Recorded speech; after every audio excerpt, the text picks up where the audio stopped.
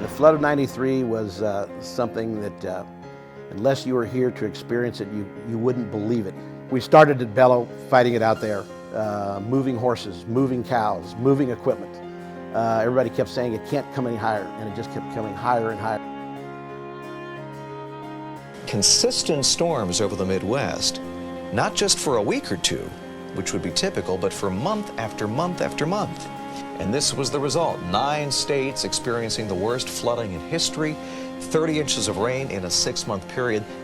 Not only was there river flooding, there was flash flooding, where farmers' fields turned into ponds and then lakes. There's no way the ground can absorb that volume of water. It had to run off into streams and rivers, and the result was the worst flooding our nation has ever seen.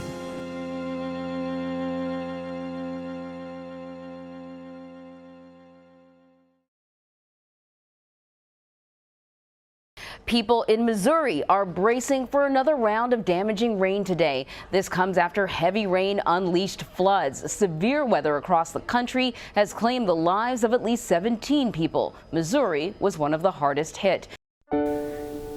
Here where the Mississippi, Missouri, and Illinois rivers meet is one of the areas hardest hit by the '93 flood. It is also the home of over 300 years of heritage.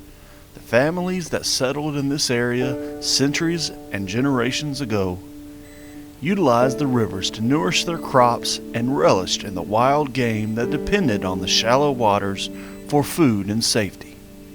One such family is the Von Gontards.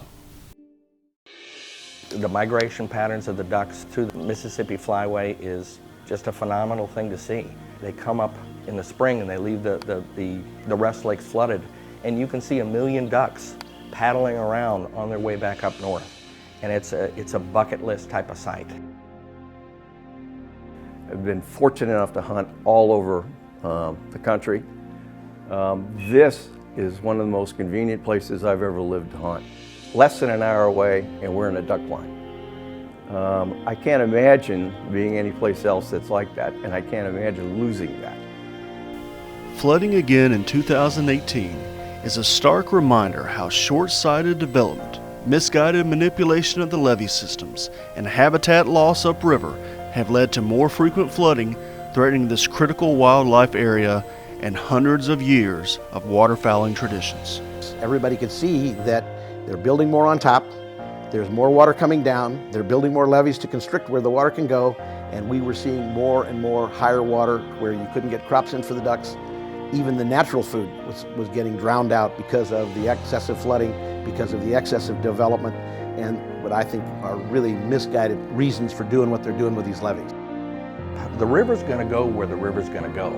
And it may be fun for politicians and contractors to get together and talk about building in the floodplain, but common sense will tell you that if you put up a levee here, it's just causing problems somewhere down the road. We've seen that with the last couple of floods. It's not just the 100-year flood anymore. It's every year, every other year that we're going to have a major event, and every year there's a risk of a major event. As you well know, we now have 100-year floods much more often. And you know, that's one of the reasons why we all got involved with Great Rivers Habitat Alliance.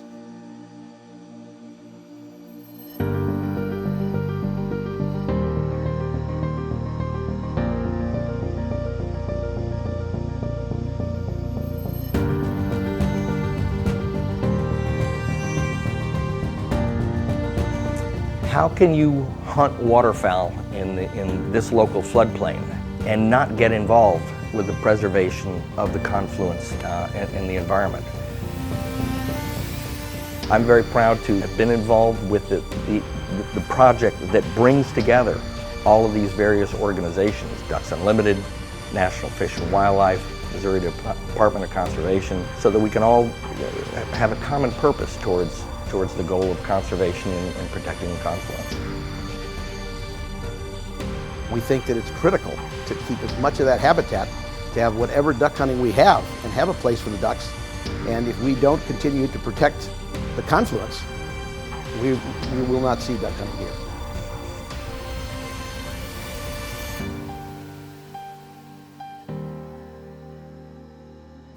duck hunting and conservation is not just a one-on-one or a one-person effort. It takes a group, it takes a community, it takes everybody in this room to come together and make it happen.